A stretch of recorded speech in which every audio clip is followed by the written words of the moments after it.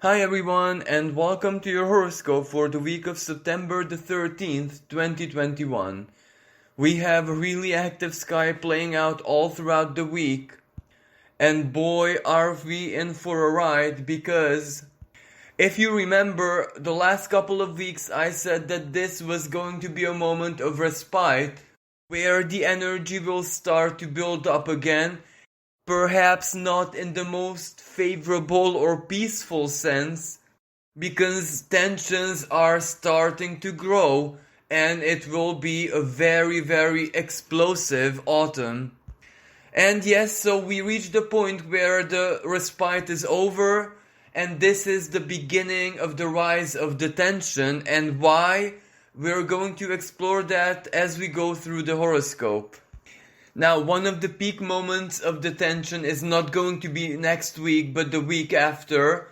Here at the very beginning of the week after again, we are going to have a really powerful and karmic full moon in the sign of Pisces, where it's not just the full moon in the sign of Pisces that is going to act like a detonator of the energy, but other aspects. And it is those aspects which are building up strength and momentum this week. Now, of course, from an individual perspective, it doesn't have to be bad or negative, and it is where the tension, it doesn't even have to be destructive. It can simply act as motivation, as a personal buildup of energy, where we use the stress or basically whatever may be creating a sense of urgency, and we invest it for a breakthrough, for motivation, for work, for determination, etc. But on the world stage, well, I cannot say the same because it is going to be extremely chaotic and I would even say vengeful. Also, Mercury is in shadow, and while in shadow, it is forming some very important celestial conversations. Some of these conversations are going to be exact this week, others are going to be exact the week that follows, and that will set the big theme for this Mercury retrograde season, and also for October when Mercury will take the same path once more as it moves forward, going over its shadow path, of course. So October can be a very important month for a lot of resolutions, clarity, making decisions, knowing what it is that you have to do contractually, legally, let's say. But before October, even in the present moment, it is still extremely important because this is the time when we are becoming aware of the issues that we will have to deal with in this Mercury retrograde season. So all throughout the month of September, pay close attention to what happens in your life regarding relationships of any kind, contracts, agreements, what is being offered to you, what is being promised to you, and naturally vice versa, what it is that you promise, what it is that you offer other people. Of course, this very much depends on where Libra falls into your own personal chart. But regardless of where it falls to, Libra is still basically Libra, so it always has to do with other people, equality, fairness, legal stuff, etc. But of course, I'll be here to guide you every step of the way all throughout this Mercury retrograde season. So for now, all you have to do is really have an open eye to everything, and regardless of what may come up in your life right now, you must know that this is the time to observe, to reflect, to have a first impression. But regardless of what your first impression is, good or bad, it wouldn't be advised to act upon it, if that is possible, of course. Like if it's a one in a lifetime opportunity, like an offer or whatever, well, of course you are inclined to take it. But with anything that you can, delay, or maybe your situation is not so urgent, so you have some time to reflect and just to observe and to see what your first impression turns out to be later on, it is a good idea. And by this, of course, I don't mean passivity to just sit back and watch. What I'm actually trying to say is don't make a set in stone deal. Or if you make a deal, know that there is a chance that that might change this Mercury retrograde season. Or if someone makes you an offer, a promise, etc., know that that might also change. It might turn into something different, or maybe that person or company or whatever might not be able to keep their promise exactly as it was offered at this moment. But of course, none of this has to be negative or disappointing. In life, everything changes because the world is undergoing a massive and powerful change at this moment. So it is only natural that everything adapts to that. Especially, for example, like work legislation, benefit systems, dates, times, deadlines with things that have to do with court of law, justice, legal cases, etc. But of course, this can come through in the most wonderful sense sometimes. It may delay a deadline which might be stressing you out. So that is positive, of course, because it buys you time. So after this being said, let's begin our horoscope, where at the very, very beginning of the week, we have Mars in an erratic degree of Virgo, and that energy might not be the most favorable one for all of us. Yes, for some people, this can be actually favorable, because it's like a personal inner slave driver where we just focus all our strength, all our power to manage our time in such a way where we finish certain tasks, certain duties, that which is expected of us, or that which we necessarily want to finish in time. For a lot of people, without a shadow of a doubt, this will also mean a lot of cleaning work they might do around their house, office, or any area of life, even if it's just a psychological energy. This might be where you want to let go of certain things. You might want to urgently cut out certain things that stress you, that unsettle you, that your mind focuses on without you wanting this. For other people, this can represent a lot of workload, at their jobs, at their work, regardless of what that is. Even if it's just intellectual work, even if it's artistic work. So, my advice is, if it is possible, if you're your own boss, be sure not to take on much more than you can carry. Because this energetic Mars in the sign of Virgo also represents a certain kind of fatigue, of course. And at the same time, the stress level can be extreme because, as I said, this can represent where we have this tendency to slave drive our own selves. But this can also represent another not so favorable expression, because this can mean anxiety, a lot of stress, a lot of worry, a lot of overthinking, a lot of hair splitting, especially with things that are definitely not under our control. It can also represent like certain needs that we have, deadlines, dates, times, that regardless of what effort we put into it, it is still not under control, and that might stress us out and worry us excessively. So be careful not to allow this energy to turn into severe anxiety, sleeplessness, stress, because at this time, if we are not very careful about stress, an energetic Mars in the sign of Virgo can attack our digestive system or our physical bodies in any way. This is where stress can have a lot of physical effects on us, and of course they're not very favorable. The favorable expression is when we are able to transmute that stress, where we finish our tasks, we finish our duties, our obligations, or whatever we are ambitious about. But finishing those, completing those, but this also requires a certain kind of wisdom, as in listen to your body. When you need rest, you need rest. You have to leave everything aside and just give time to yourself. When you're hungry, you have to nourish yourself. When you need a little bit of fresh air or sunlight or whatever, well, that is what you have to do, because recharging your batteries when needed, even if that might not help as much with the sensation of fatigue, it still does a lot of good, and you are able to have that small boost of, let's say, even morale, and you can finish your task that much better. And another thing which we have to be careful about, Mars in anaretic degree of Virgo, it is a perfectionism.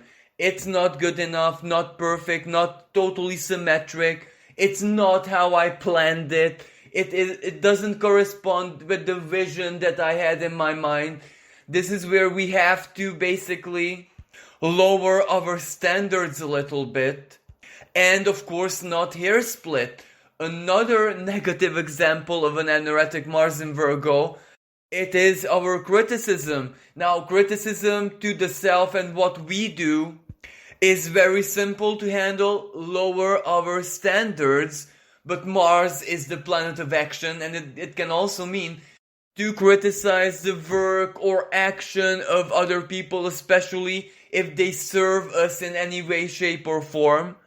And we have to be careful a little bit not to offend that specialist or whatever quality the other person has. It can be a friend, it can be a parent, it can be a child.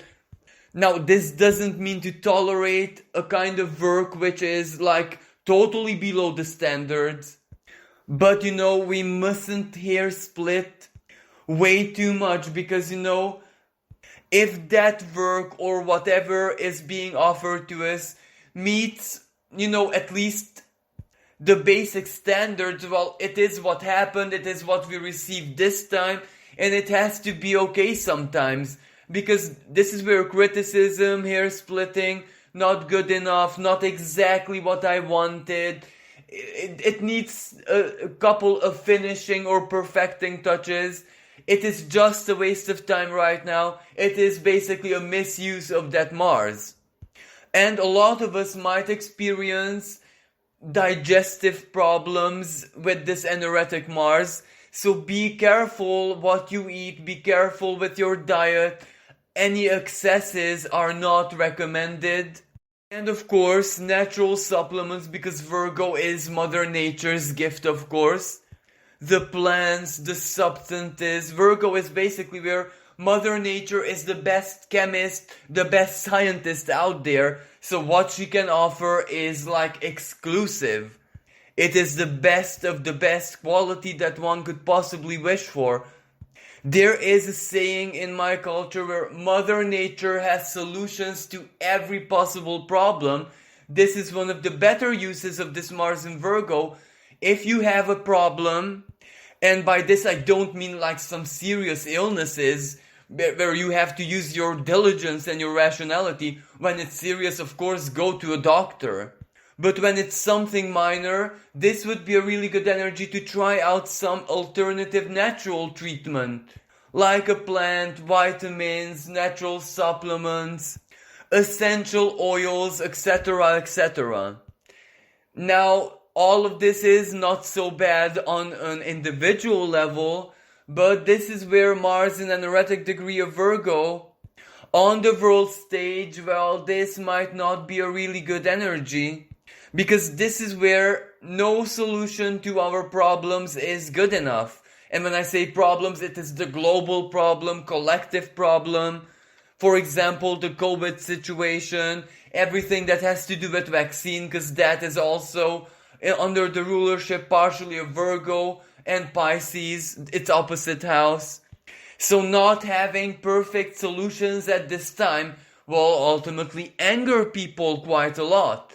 Now, if all of this wasn't enough, Mars holds a square, an exact square with a dwarf planet named Ixion, and that dwarf planet, which is quite as powerful or even more than Pluto, is basically a planetoid which symbolizes lawlessness, immorality, crime, extreme radicalism, and it is in at 29 degrees of the sign of Sagittarius. So this is bad news because it can represent Sagittarius, religious fanaticism. It can mean freedom, but in a very, very excessive way where it is harmful to other people. It can also represent interpreting the law in such a radical way that it's almost absurd.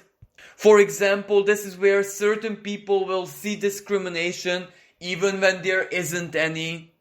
Discrimination is basically Virgo, or certain people labeling someone, something, a situation, even when that label would be totally ridiculous and ludicrous. This is basically where certain people will misuse, if this is an acceptable term, their liberties, their human rights, and absolutely there is gonna be a spike in criminality. Now, if all of this wasn't enough, there is another complementary energy which suggests extremism. Even though Mars doesn't hold a celestial conversation with this energy, well, it is happening simultaneously, so they kind of add to each other. And that is the North Node at 5 degrees of the sign of Gemini. Now, what this tells us, if we look at the Sabian symbol for this degree, it means radical freedom, radical protest. It is a highly revolutionary energy. And the sign of Gemini, well, that revolution is done by communication, social media, publications, television, anything that has to do with the power of words, speech, information, etc.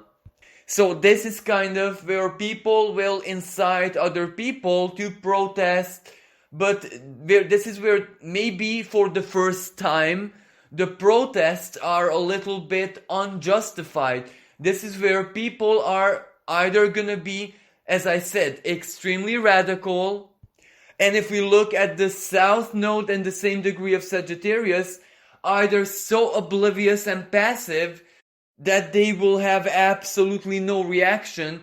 In either case, it's not very balanced. Now, of course, individually speaking, this has a totally different expression where maybe a radical desire of yours determines you to take some very strong action and you achieve a really significant breakthrough in your life. But that desire of yours has to be something very, very authentic.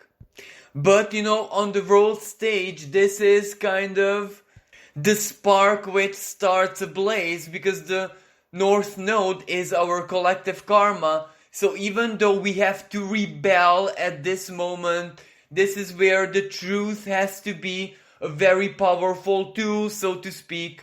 This is where we all can witness the strength, the power and influence of social media or any form of communication.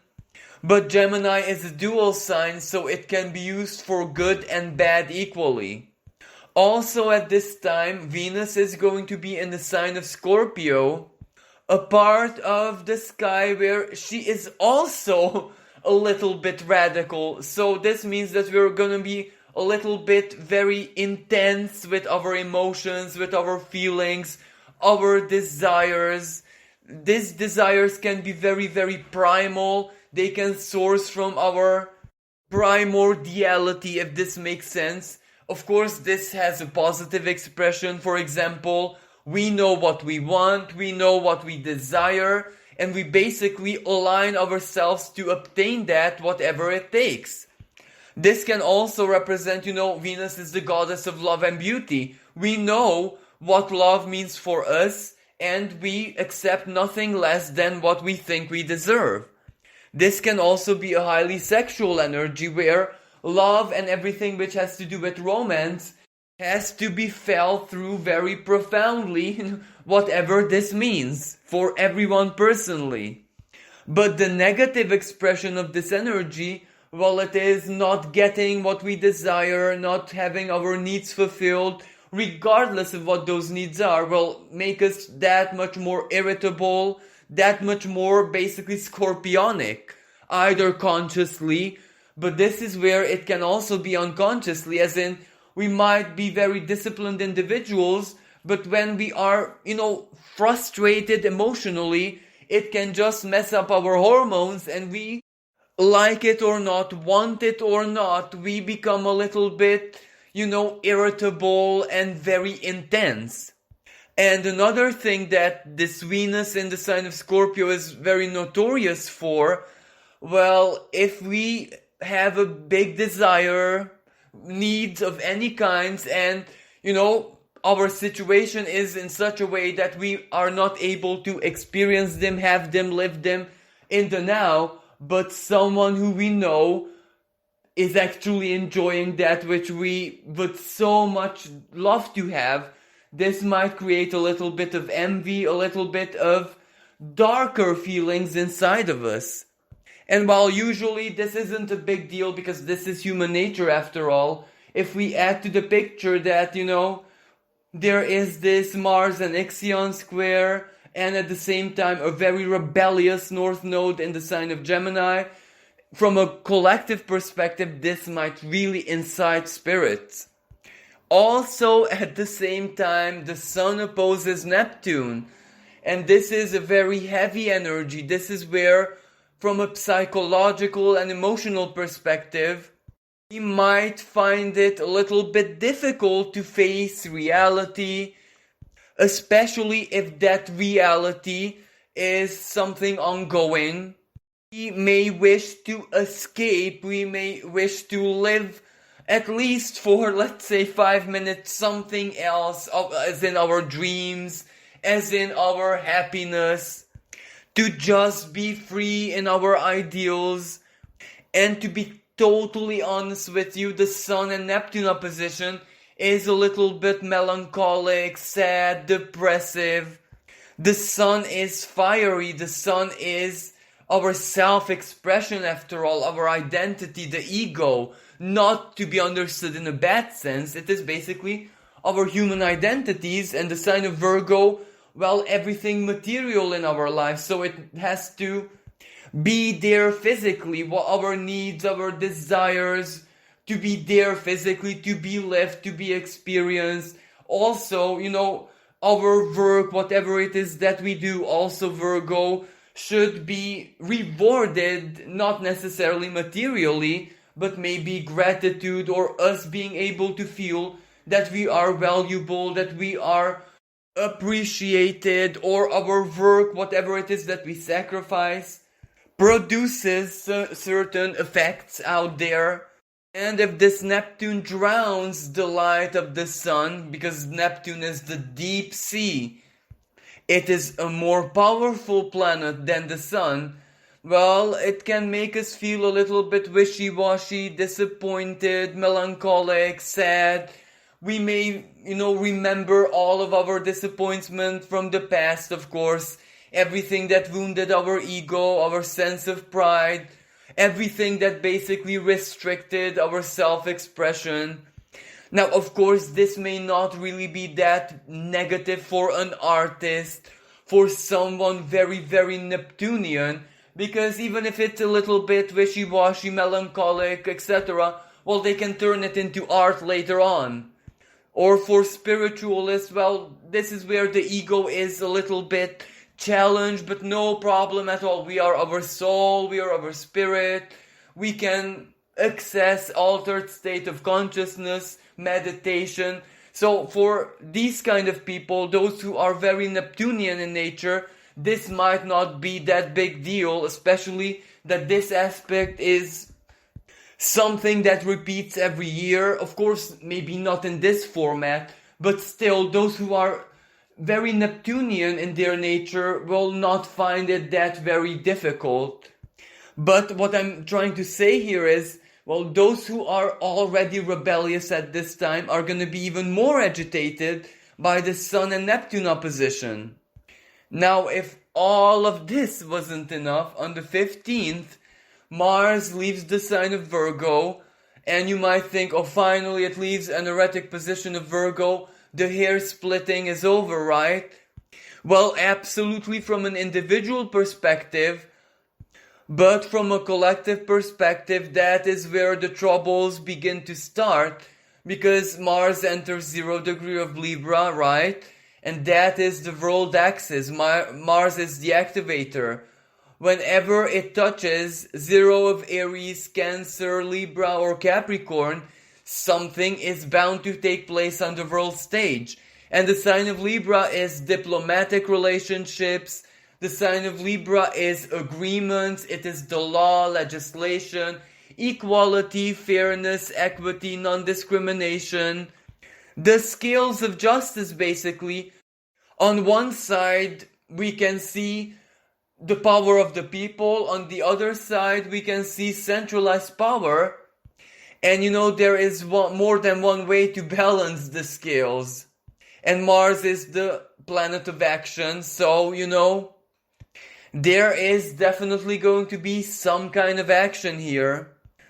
Political crisis where the politicians, the governors, the parliaments, etc., so everything that has to do with our representatives, those who we voted for, the sign of Libra, the diplomat, well, they are gonna fight each other. It's gonna be turmoil. It's gonna be chaos, conflict, backstabbing. Then naturally people will lose their patience. So this is one of the themes that is definitely going to be seen next week. But from an individual perspective, well, Mars in the sign of Libra is not able to bring out its best qualities, because Mars rules the sign of Aries, and this is Aries' opposite house. But that is not necessarily a bad energy. Libra, other people, our relationships. Of course, we do not have total control over our relationship, over the decision of other people. Yes, we can be persuasive, we can negotiate, we can express ourselves, but ultimately, every single person has to make their own choice, their decision, the agreements, promises, etc. So what this means, Mars activates the sign of Libra. Mercury is already in that part of the sky. As I said, this prepares us for the upcoming Mercury retrograde season. Let's pay attention to what is being offered to us, how our relationship of any kind, contractual partnerships, marriage, alliances, and of course, including those people who we dislike, our enemies, symbolically speaking. Because from a very rudimentary way of interpretation, the 7th house is also our open enemies, while the 12th house is our hidden enemies. So basically, this will activate that part of the sky. This is where we can negotiate, we can get our point across. As Mars transits the sign of Libra, this will definitely be a favorable period for seeking new alliances, perfecting, upgrading current alliances, and naturally terminating those alliances which do not serve us anymore. Like always, this is quite a favorable energy for those who work with the public. They can be much more persuasive at this time. Mars is the planet of war, so this is where certain conflicts, disagreements, or the flaws in a relationship or any kind of alliance are going to be highlighted. But that is not really negative, because it has to give us a chance to fix it, to do something with it, either terminate it, talk it over, fight our war basically. But at the same time, we can also fight the war of other people, especially if they are our partners. This is also where important steps in existing legal cases might take place, or this is where certain new legal cases will start, both individually or on the world stage. But of course, Mercury retrograde will give all of that their nuances, if this makes sense. Now, another very important celestial conversations, and finally, this is one of the positive ones. The Sun in the sign of Virgo is going to hold a trine with Pluto around the 16th of the month. And this is a really, really good energy. This is where our actions has a result. This is where we can find solutions to our problems through the light of our intellect, our image. Pluto can be seen as our power, or basically someone else's power who is connected to us. But that symbolically is also our own power, because it is our connection, our relationship, our friend in high place, for example. So it is basically part of our lives. Naturally, this is also a really good energy for any kind of change that we want to enable in our daily routines, in our work. This is a really good time for any kind of detox, to focus much more on our physical bodies, our physical selves, even anything that has to do with our material aspect, as in finances as well. Pluto in the sign of Capricorn is ultimately a financial power. It is also really good to allow our prestige, our reputation, especially with something that we master, to do the job for us, to attract that or who we need in our lives, or basically to impress other people. And because, Venus is in Pluto's home sign of Scorpio, this can also be a really good time for physical attractions of any kind. And naturally, it is also the energy of psychological empowerment. Now, there are two other energies at play in the sky almost at the same time, and these are quincunxes, so minor celestial aspects, but these can still have some influence, where one of these energies is the Sun holding the quincunx with Jupiter, and Mercury quincunx Neptune. The Sun quincunx Jupiter. Good fortune may be all around us. It can come in many shapes and sizes and forms, etc. Sun in Virgo. But, if we are very picky, if we are not flexible, if we cannot identify the good fortune when it knocks in our door, it can be a missed opportunity, basically. This is where don't judge a book by its cover, because what's in the book might be something very, very valuable. And Mercury quincunx Neptune, well, this is the energy of confusion, but this is where many times the confusion is actually our own creation. We are its authors. That Neptune can represent idealism, our dreams, our highs. But it can also represent our fears, our suspicions, our unfounded beliefs, as in things that we just want to believe, not that they're necessarily true or real. So what this energy says, let's be careful what we believe at this time, and let's be even more careful what we share and speak. And this is, for example, with conspiracies, with certain theories. No one really knows the truth, and when someone says that they hold the truth, that is already a red light. Stop there and then, and don't believe not even a word that follows. No one holds any kind of truth, because our reality is of such nature that everything is really a matter of perspective, and sometimes even empirical science. And another not so favorable expression of this energy, be careful with scams. Mercury can be seen as the planet of thieves. When an offer is way too good to be true, well, the chances are it actually is, so don't allow people to con you. Now around the 17th, we have Venus perfecting a square, an aspect of tension with Saturn. Now, if you recall, I spoke about Venus in the sign of Scorpio, where sometimes its negative expression is a very strong emotional frustration. Why don't we have what we deserve? Why don't we have that which we desire, that which we need? Or sometimes, why don't we have the same things as other people in our lives? Why? Do we deserve anything less than others? And this is where the Saturn limitation, Aquarius, other people, friends, society, etc. This might act as salt in the wounds exactly in this sense.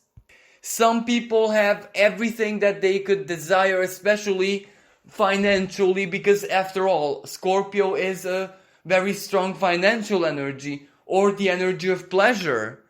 While other people, even though they might deserve it a million times more, they just don't have it. And this can cause frustration, this can even cause sadness, depression, low self-worth.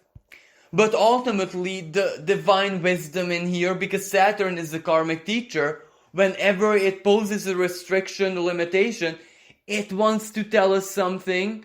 Well, what it wants to tell us is that value is a psychological energy. It doesn't necessarily have to be physically manifested sometimes. All that matters is that we know who we are, Venus in the sign of Scorpio. It is our psychological truth. We see ourselves for who we truly are, good and bad. And we can also see that knowing ourselves kind of equals knowing and seeing other people as well. So we kind of can judge if someone deserves something or not. But what we cannot judge is why they have it in their lives. Maybe sometimes people having things that they don't necessarily deserve, or any kind of excesses in their lives, is their karmic temptation, because many times it is excesses that destroy a person. Just think about substances, just think about excessive wealth, just think about fame, where you cannot have privacy in any way, shape or form. So this is where we shouldn't really judge. Where if someone has something in their lives which they don't deserve, well, think about it this way. Either it is a karmic temptation that they're likely to fail it, and that will lead to sometimes the most gruesome things, and only then can you be truly grateful that you didn't have it in your life. While other times they might have sacrificed something for it, something that you might not be ready or willing to sacrifice, for example, morality. So this is where we shouldn't really judge another person's situation, what they truly deserve or not, because we don't know their stories, we don't know their karmas, we don't know what they sacrificed for it. And at the end of the day, we don't know what they lack. We don't know what they miss psychologically.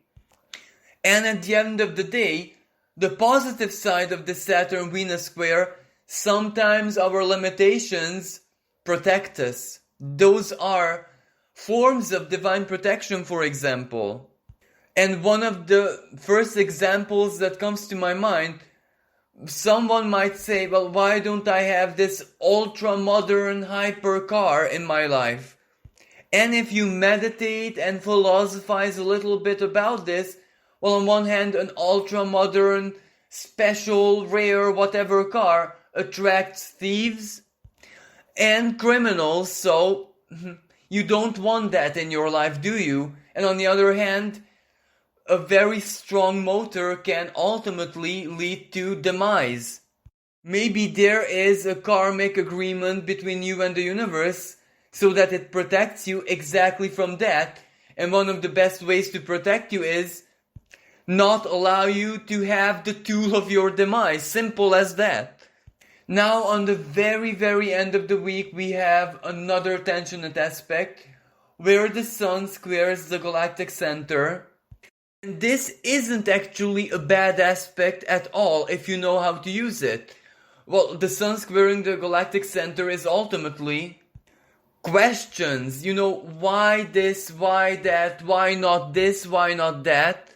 And because the Sun is in Virgo, these why questions are definitely something material in nature. Why am I not pretty? Why can I not do this in my life, that in my life? And instead of, like hair splitting, the typical Virgo way of doing this, the galactic center asks the divine mind, and surely enough, you might have an answer, a synchronicity, a symbolism, a dream. You just have to open your mind and be able to interpret the answer. Now, what this means on the world stage, I won't speak about it now, because this will be part of the upcoming Pisces full moon, and I'll speak about this at that time. And to finish this horoscope, I would just like to mention 3 celestial conversations that are active but not exact this week. They will perfect the week after, but even though they're not exact, they might still be very influential, and some of them are quite positive. So the first is Mercury square Pluto. Challenges within your relationships or contractual situation, especially in marriage. But this is where you might have to make the decision to terminate it or not. Pluto, the end. And Pluto, the power that you have over yourself and over every situation that you're in. The power of your decision. But this is where just think about it, contemplate, analyze, but do not terminate anything yet. Do not give the final word, because Mercury is in shadow, and allow this Mercury retrograde season to show you if it would be wise to terminate or not.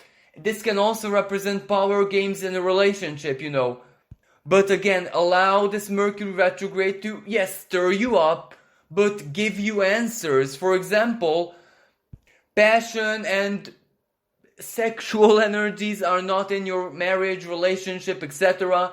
You feel so disappointed, but maybe Pluto will tell you, well, that is absolutely true, but you have a lot of material support and comfort in your life. Is it worth it? Is it not worth it? Can you support yourself alone, especially in this day and age? Or leaving a relationship, a commitment, for example, because of power games of any kind? Is it beneficial for your long-term future and material security or not really? Is your partner truly suffocating you, or is it maybe you being hypersensitive a little bit? But Mercury is the planet of the mind. So basically, thoughts and opinions can come and go quickly. So yes, of course, analyze, be totally honest with yourself. Pluto honesty, the truth, especially from a psychological perspective. But this is where it's not seeing just the shadow of the other person, it's seeing your shadow as well. So that is why allow Mercury retrograde to do its job, because this square will be active once again as Mercury will move forward after leaving its retrograde. So that might be the moment of the decision, termination, or whatever. At this time, just know that challenges, power games, who's right, who's wrong, is it worth it, is it not worth it, is it advantaging me, is it disadvantaging me, are gonna be questions that might arise, especially, mentally. Another very important energy, where Mercury is also the power player, is holding a trine with Jupiter. This can be a lot of good news, offers, a lot of business for those who are dealing with customers who own something lucrative, for example, a lot of new customers, offers, some kind of communication, or maybe support from your friends, from your local community. Or this can be any kind of good fortune, some kind of rewards, or something positive, anything that can represent a blessing, because this is air energy, so it's something to do with information or any other expression of the air element. But if this doesn't turn into a massive blessing in your life right now, don't be discouraged, because this trine will also be formed again after Mercury retrograde.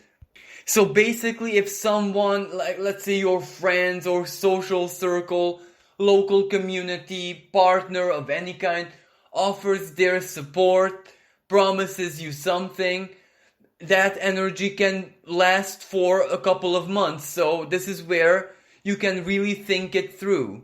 Or it can just represent an ongoing support, helping you with your decisions, helping you process whatever is happening in your life, helping you with exactly the Mercury square Pluto situation, good advice or legal advice, for example, any kind of act of solidarity, even generosity. You're not alone. And last but not least, we also have another energy where Venus stands across the sky from Uranus. This energy is going to be exact on the 23rd of September. But even before it's exact, it is still kind of active.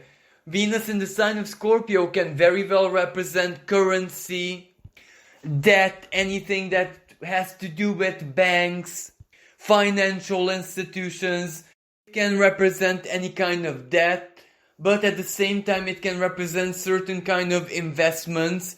And with Uranus, especially cryptocurrency, anything that has to do with your future. It can also very well be a psychological energy that has to do with self-worth, your value in any shape and form, your physical beauty, aesthetic changes. And when these two planets oppose each other, well, ultimately Uranus is the stronger planet, so it's chaotic, unpredictable.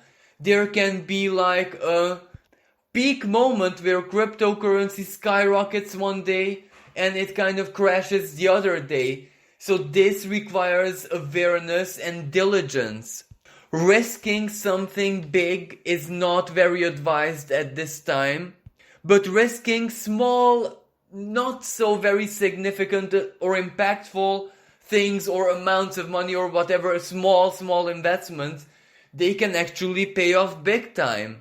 So this aspect requires a lot of diligence. And it can also be highly intuitive because that is the nature of Scorpio.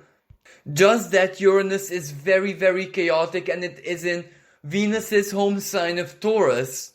So this can also represent some kind of loss, some kind of risk, maybe older risk not paying off, an investment not going very well.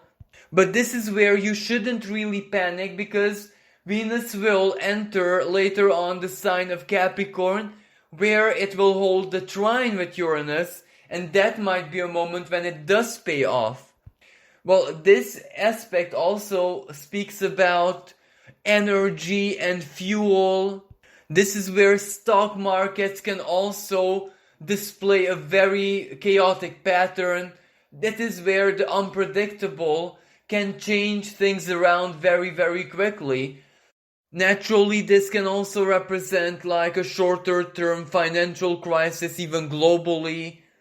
But this is where if you truly follow your instincts and not greed, not desires, you can actually feel what the best course of action is, and not taking big risks is definitely one of them in everything.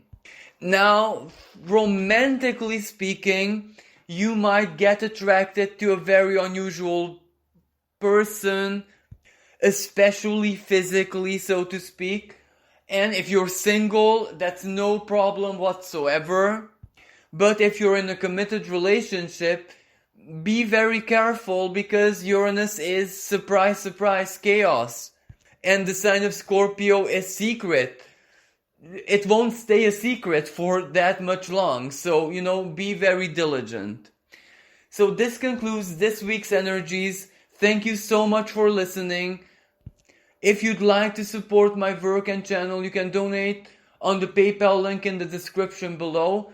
And as a final word of advice, whatever happens on the world stage, yes, it's not going to be pretty. But ultimately, that is not your life story. Be in the world, of course, but not of it. You choose your reality by basically exerting your sovereign power over your perceptions. So don't get lost in the illusion, don't get lost in the fear, don't get sucked into the mass psychosis where nothing is true and everything is true. Just know that living your life story on your terms is like an invisible bubble which can protect you. You can see through the bubble, you observe what is happening, but you're not of it. Thank you again. Until next time, bye for now.